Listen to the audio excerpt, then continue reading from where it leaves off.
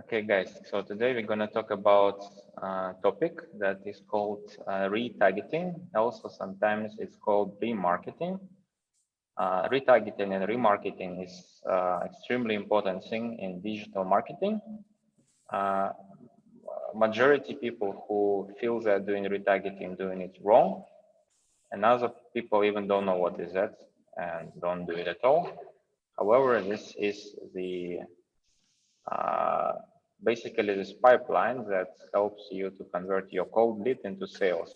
So for example, when you want to convince your friend to, I don't know, go for some travel trip with you, right? Usually you propose once, kind of show an ad of that, and then after that you meet them one more time, you call them and you tell, okay, that in the trip we'll have this and that, and then you maybe talk one more time and one more time, and every time your friend is more and more convinced, then eventually you might go for a trip with them, right? Sometimes it happens that people can go for a trip directly, but that's rare, right? So usually what's going on is several conversations happening, and then you together go for the trip. Same in advertisements.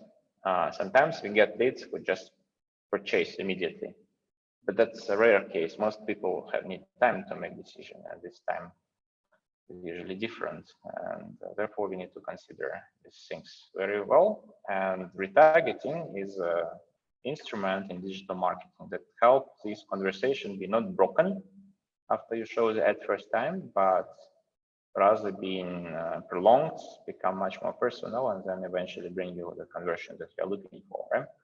So this is retargeting in a nutshell. So the basic idea is show ad one more time or 5 more times, whatever, to people who have already engaged with you in some way, maybe through your website or maybe through your Facebook page before.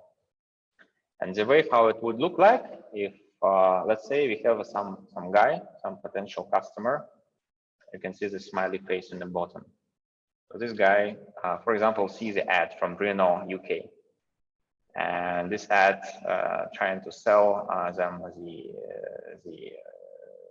the Renault car, and you can book a test drive, right? So it's very typical lead ad. And they also told you that you can take a loan to get this car, so it's kind of a good deal for you. You might see this ad and you might like it. So Facebook will remember you. Or you might, for example, visit a website. So once you see the ad, you go to website of Renault UK. And then you browse the website, the Pix will remember you. You might be, I don't know, clicking the button add test drive, but didn't really finish it. You don't complete the process because you feel, oh, maybe this week I don't have time. Or maybe you, I don't know, go for some page with a content about Renault, browse some content there, trying to figure out what are the characteristics of this car. And then you leave a website and I don't know, go do something else, maybe work, right? Your lunch break has finished and you go do something else. So since you have been in this website and this website has a pixel installed inside there, right? Actually, Facebook remember that you have visited that and can show you ad one more time. Actual examples of the cars are a bit weird ones, right? But just to show you the idea. So it shows you a retargeting ad. And this retargeting ad doing what? Get shown to you and bring you back to the website again. Retargeting ad usually, if you do it by the book, showing you something different, right? Something different from the first time. First time it was just a cold lead ad, and now they are showing you like, you know, you can get best of the best car. For example, example that you see here is a example of dynamic content retargeting. When website remember which cars you were watching on the Renault website, and they start showing you those cars again based on what you watched before. And you go to website again, and now because you already watched this model before, you already know this model quite well, and you think about it for a few more days. You go website again, and maybe you subscribe. So maybe you sign up for the test drive. Yeah. So this is an example of you are not just getting the car directly after you're browsing website first time, but you go through the process of showing ad one more time. So when you go website again, probably different landing page is a personalized offer and information on this car that you more like, and then after that you get purchase or for like for e-commerce. So maybe for cars it would be a lead, right? So you sign up for test drive, hopefully then sales people already convert you to become a customer. So this is the idea. There are several ways of doing retargeting on Facebook particularly. So I just show you some popular ones. So this is an example of urgency retargeting, right? So this ad was shown by Expedia, and it has been shown to people who have probably already visited Expedia website. Then after that, they maybe start booking a room, but didn't finish the booking. So Expedia showing you one more page on Facebook, say, hey, you know, time is ticking. You still have some rooms available at our hotel. Probably that's the hotel that you were browsing previously on Expedia. But you know, you're gonna miss opportunity. So if you want to book, you probably really better book. Usually this is also accompanied then with Expedia sending you a personal email also saying that, you know, you didn't book it yet if you want to. So kind of get bombarded by Expedia and they try to really to finish the deal with you. Yeah, so this is called urgency retargeting. They're basically, you know, the time is finishing. You're supposed to, you really need to finish the deal now, otherwise you don't have rooms left. There's also another one, probably the most popular retargeting is the retargeting by offer. And now I'm going to give you some very useful life hack. So this is not just understanding of how it works, but also something you can use for your life to save some money. So what the retargeting offer is doing is providing you some discount to additionally encourage you to do the conversion, right? So usually maybe you just go for this e-commerce shop and just because you see the ad and then you watch the t-shirts and then they remember that you did so and eventually you didn't buy a t-shirt, so they're showing you one more ad and telling you, okay, you know, now you can gonna get 20% off based on the code CARSEC, and then based on this code you can actually, if you input this code in a website, you can get a 20% off. And you feel, oh yeah, actually I like that black t-shirt and you know, and I'm gonna get 20% discount of it, I probably go and buy it. So they kind of give you time to think about buying this t-shirt and then they give you 20% offer, and this 20% offer becomes the final trigger to make you purchase the item. Yeah, so it's again the idea is very similar, but now encouragement is not that the deal gonna finish soon, but rather that you're gonna get a better conditions. So I promise a life hack. So the idea of life hack is like this: if you want to buy something on e-commerce, I recommend you don't buy immediately. Go put it inside your basket, and then wait for several days till Facebook or Google or email will send you another offer to get this item cheaper. In case a company is working with e-commerce company is working with the agency, this is most likely what they will be doing. In fact, I was buying like earphones that I'm doing now, using now. I purchased them with 10% discount simply because I didn't click purchase on the first day, but I just wait for 2 more days and they send me this 10% code. Yeah, so this is how offer retargeting is working. Basically, they give you some discount for the items that you were previously browsing on the website. There's also 2 less popular ones is dynamic. Okay, dynamic is quite popular, right? But for more advanced clients, so what it does is not just remember what you did on the website, like that you visit the website, but also looks in which item you have browsed in the website before.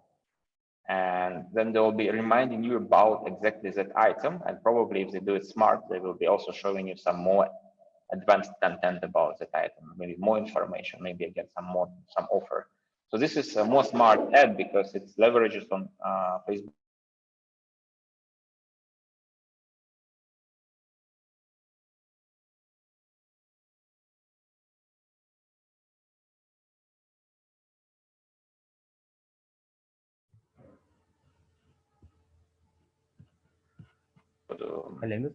Pardon?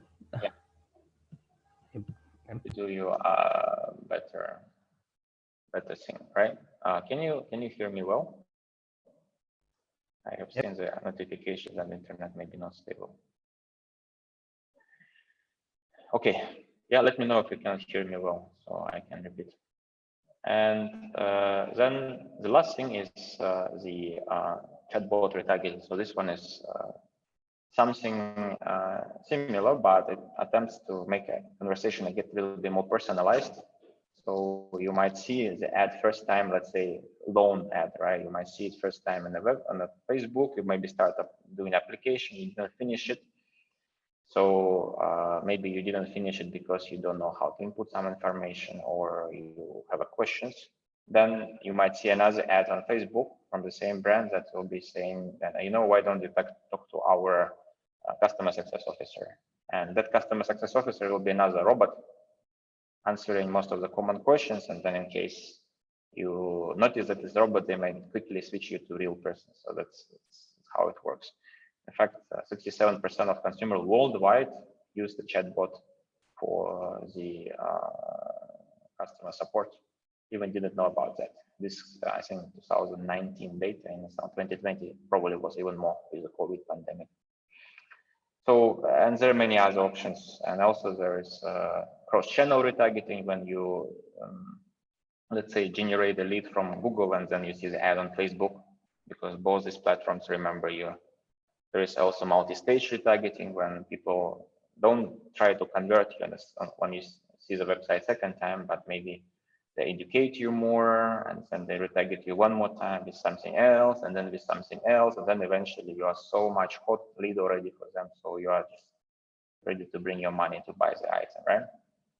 Again, if you're very familiar with digital advertising, probably all these tricks doesn't work on you as much, and you probably even know how to leverage on them to get discount, but majority of people, that's how it works, and it's very effective.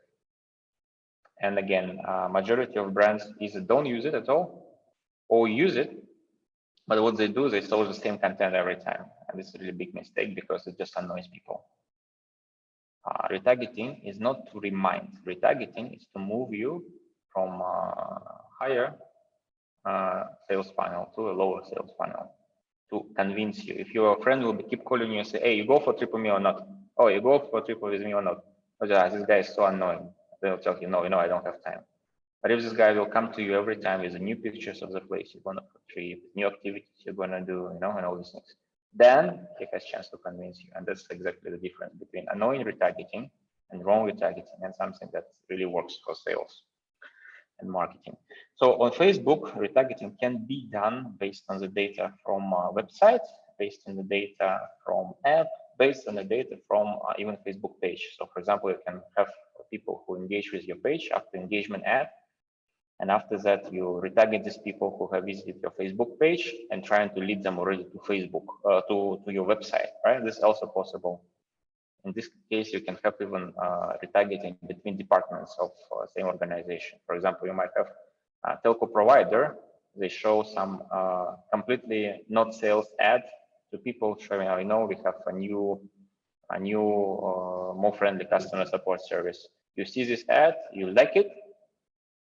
Facebook remembers that you like it.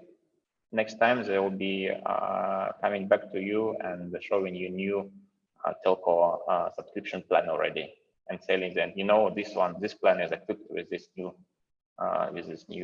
nice support option. Yeah, so smart brands are always doing it. I only have one thing to finish this time. Is I'm going to show you how does this work on a Facebook in a brief.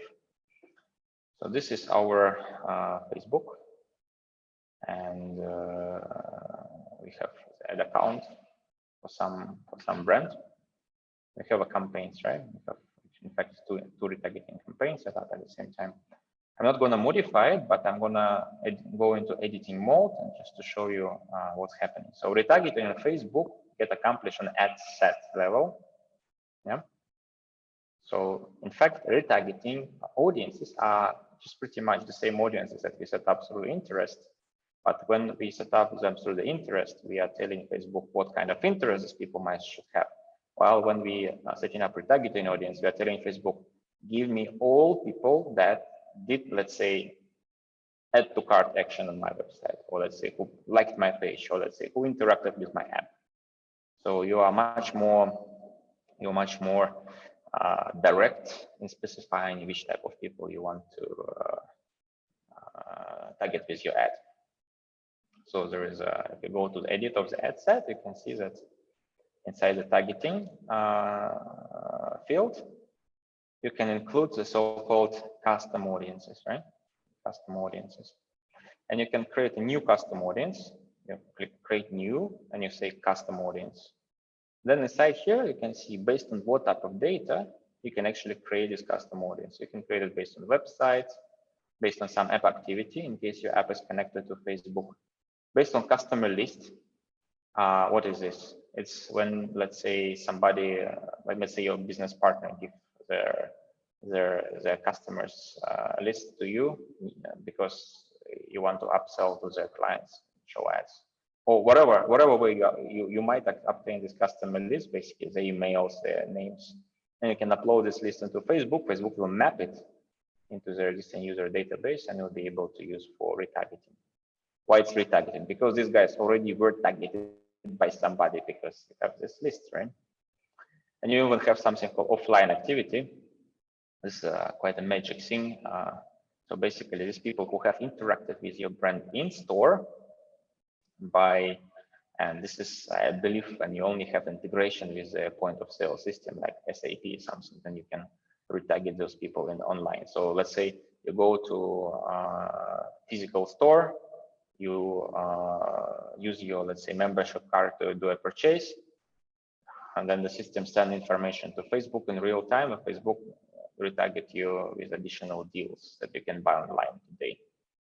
Facebook is very active about this recently. Of course, there's a privacy implications, but also you can see Facebook sources, right? So you can do it based on people who interacted or viewed your video, based on your Instagram account data, based on lead forms that you were collecting through the lead ads, based on some events that you create. Don't confuse with Facebook events. These events are like a physical, okay. There's a Facebook pixel events and Facebook events. So this one is Facebook events, basically actual physical online events that they will inviting you for. Yeah, so this is those type of events like Eventbrite events. Yeah, not to confuse with Facebook pixel events.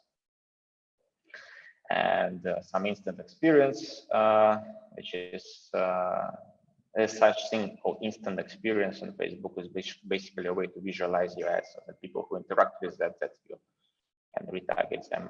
Facebook page. Hey, I'm sorry. Let me open it again.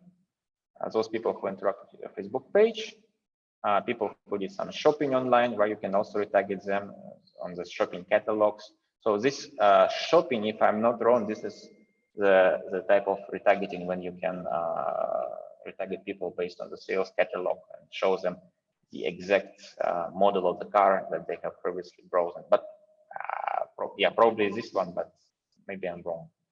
And then you also have this on Facebook listings. Yeah. Oh yeah. Yeah. Okay. Actually, this one. This is the catalog. Is the right side, and then shopping is a little bit different. Is something called people who interacted with your products on the Facebook. As you can list your products on the Facebook page, and then they can interact with it, and then you can retarget people back. Most common is website retargeting. Yeah, so we click website retargeting, you click next, and then you get a window that allow you to specify the audiences based on your existing pixel. This is why we always asking our clients provide us a pixel access.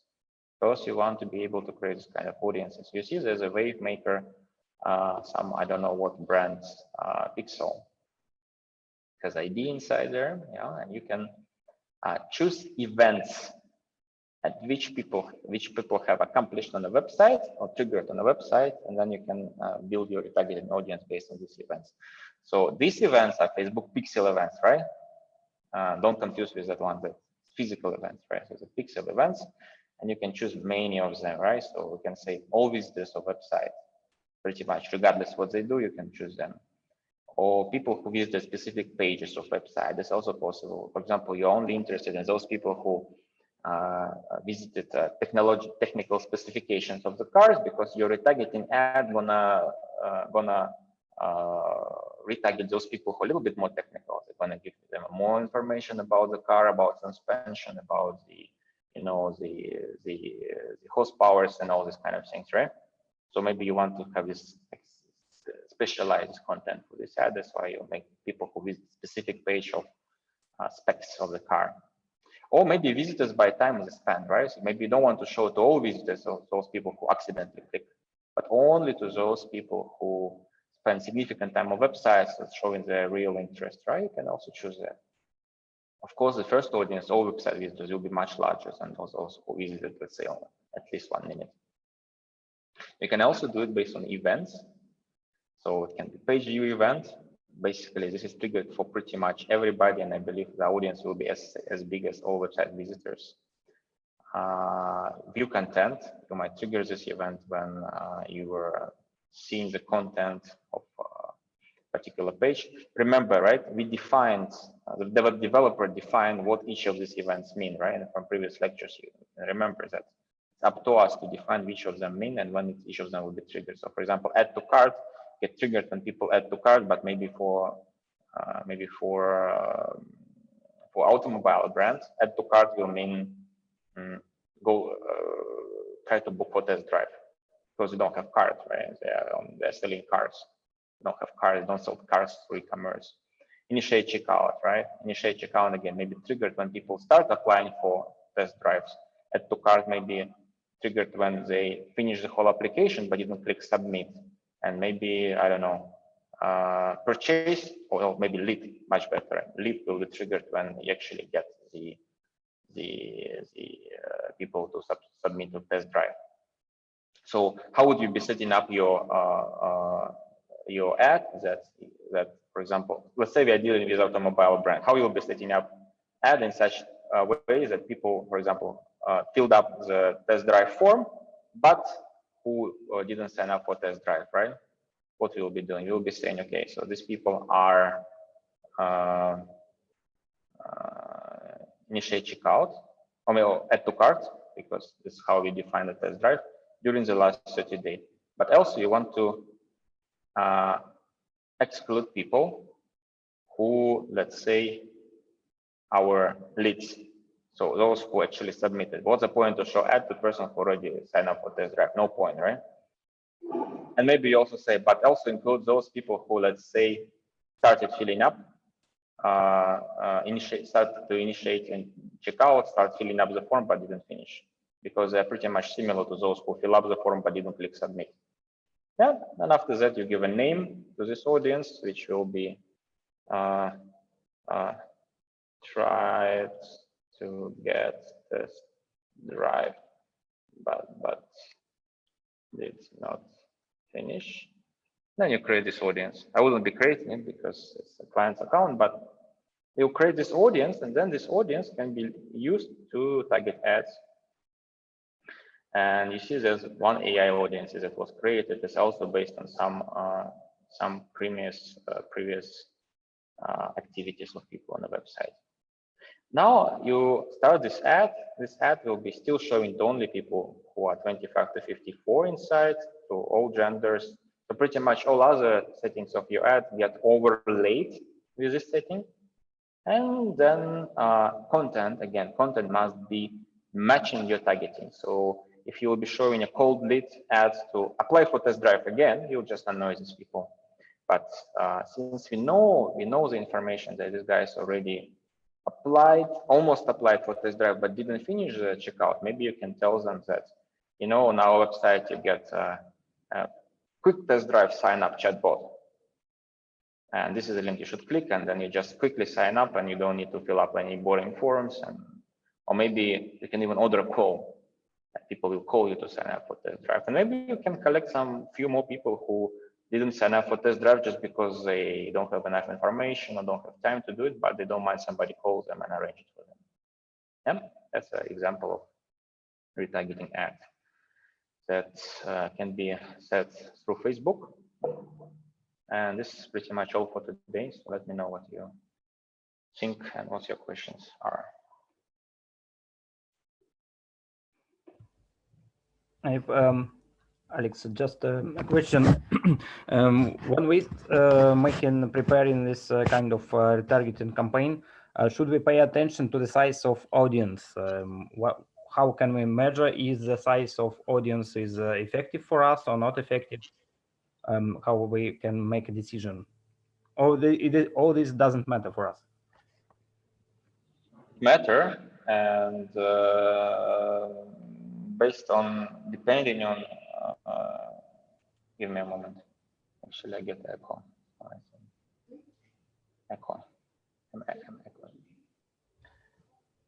Yeah. So depending on the audience, depending on the size of the audience, you might plan your budgets first of all accordingly for a targeting campaign for very specific audiences like those people who almost signed up for this drive but didn't sign up. You will spend less budgets, but for people who visit your page, especially in a large e-commerce, it will be quite a big number of people, right? So you need to plan more budgets for that. Depending on retargeting setup of the audience, you also will be doing different content. Yeah, so for some audiences, you kind of need to evaluate how for this audience, how much money you're going to spend for it, because you want to have a creative agency creating one more content, creative writers doing one more content for these people. So the cost of production might be higher for you than potential results of getting these leads converted. This is quite often a brand mistake, right? They feel, okay, it costs so much to produce new content. I just retarget people with the same content I have. And that usually doesn't bring results. And also there's one important factor in retargeting is optimization strategy. So there's two schools here, right? One school says optimize retargeting ads through objectives that you are really looking for. For example, optimize retargeting ads for conversions. What that means? It will mean that Facebook, out of those audiences who, let's say, visit your website, will start looking for people who are likely to convert. However, there's another school saying that since these people already did a quite significant action on your website, let's say all fill up the form, there's no point to spend more money on conversion ads. You can just show ad to all of them and optimize it for reach. And in this case, if audience is big, then the reach ads will be too much overhead. If you are just reaching everybody who visits your website, you might spend lots of money. In this case, you might still ask Facebook to a little bit super target within this retargeting audience and try to find those who are likely to convert. However, if your audience is really small, let's say only, I don't know, 500 people who started your test drive sign up and didn't finish it, then actually it might be cheaper for you to optimize for reach, just to show all these people you're retargeting ad one more time. It will be cheaper for you because it'll be easier to, I mean, reach ads usually always cheaper than the conversion ads. And then in this case, you might be optimizing for reach. So yes, audience size of retargeting really matters, and depending on what you're gonna do, how big is the audience, and whether you have content or not, it will help you to write a decision. Mm-hmm. Mm-hmm.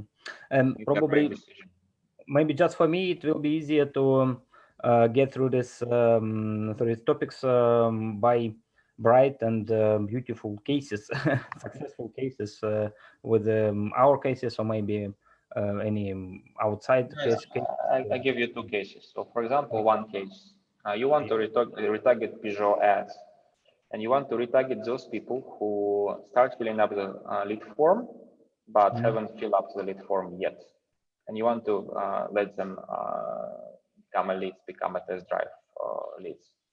So what you're gonna do, you're gonna set up a retargeting campaign. You probably would optimize it for reach because audience is really small, so it's cheaper for you. You better show as many times as possible to these people, and you'll choose a content. You'll spend money on a content that will suggest them that Peugeot ads, Peugeot cars have this and this and this and this advantages as compared to to Mercedes. Maybe they're cheaper, maybe they're still as reliable as from Europe.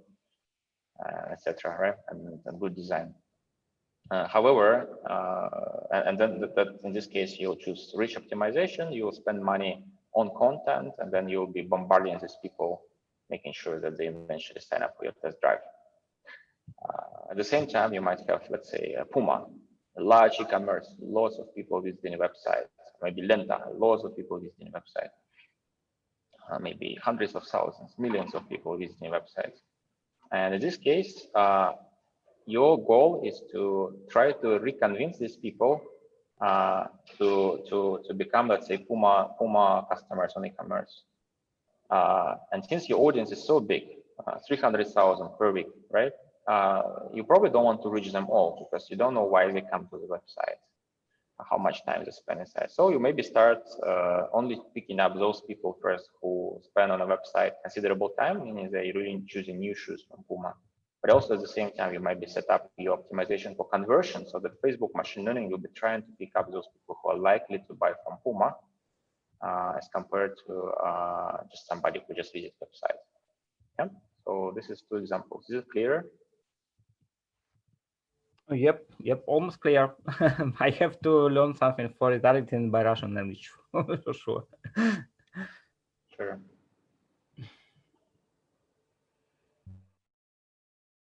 Okay, since there's no questions from Lana, that's probably time to finish this lecture. Unless anybody has, no? Later, I'll tell everything about retargeting to Lana directly. Okay, good. That will be a good practice. Yep, thanks. Have a good day and see you next week. Bye. Yeah, thank you.